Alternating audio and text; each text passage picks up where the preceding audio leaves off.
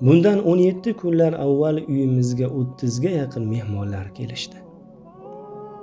Mehmonlar juda ham chiroyli, viqorli, yuzlaridan nur yog'adigan va bir xil kiyinib olishgan edi. Ulardan juda ham xushbo'y misk hidi kelib turardi. Ular mendan bizni kutmaganmiding deb so'rashdi. Men esa yo'q deb javob berdim.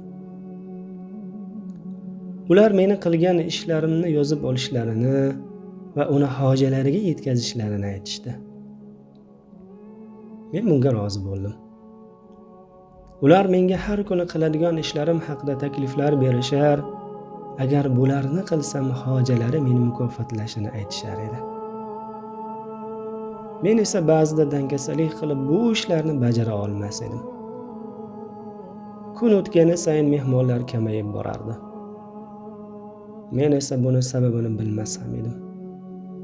Ulardan bu haqda so'ramasdim ham. Mana bugun mehmonlar kelganiga robba rosa 17 kun bo'libdi. Negadir qalbimda siqilish, o'zimni qilayotgan ishlarimdan hech qoniqmasdim. Mehmonlardan shu kungacha ularni kim ekanligini va nima maqsadda kelganlarini so'ramabman ham. Nima bo'lsa bo'lar dedimda, ulardan kim ekanliklarini va nima maqsadda kelishganini so'radim. Ular esa chuqur xo'rsingan holda, biz Ramazon oyimiz. Alloh taolo seni uyingga bizni elchi qilib yubordi. U zot senga juda ham ulkan mukofot tayyorlab qo'yganki, buni sen tasavvur ham qila olmaysan. Bundan 17 kun avval kelganimizda sen bizni kimligimizni ham so'ramading-a? Chunki sen bizni kutmaganding ham. Biz sendan Qur'on xatm qilishni, namozlarni ko'paytirishni, zikr va salovatda bardavom bo'lishni, ahlingga, yetim miskinlarga ihson qilishingni va gunohlardan tiyilishingni iltimos qilgan edik. Sen esa dangasalik qilding. Avvalgi 17 kunni g'aflatda o'tkazding-a?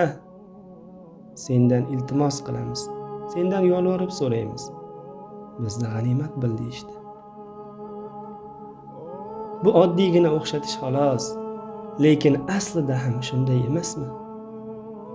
O'zimizga savol beraylik. Ramazon keldi. Necha marta Qur'on xatm qildik? Har kuni 1000 marta istig'for aytyapmizmi? Payg'ambar alayhissalomni yuzlab eslab u zotga salovat aytyapmizmi? Muhsinlar qatorida bo'lishga harakat qilyapmizmi? Tarovih namozlari-yu tahajjudda qoyim bo'lyapmizmi? E'tikof nima ekanligini esdan chiqarib qo'ymadikmi? Ya Alloh, ya Robbal alamin, mendek g'ofil bandangni kechir. Sen meni shuncha qilgan gunohimni o'chirish uchun Ramazon oyini yubording. Men esa gunohda bardavom bo'ldim. Yaxshi ishlarni qilish oson bo'lishi uchun shaytonni kishanlading. Men esa nafsimga ergashdim. Bu oyni har bir soniyasiga minglab savob va'da qilding. Men esa bu kunlarni uyquda o'tkazdim. Afsus. Lekin men umid qilaman. Lekin hali ham kech emas, chunki sening rahmating g'azabingdan ustun. Ramazonning qolgan kunlarini sen rozi bo'ladigan holda o'tkazishga va'da beraman. O'zing tavfiq ber. O'zing nusrat ber.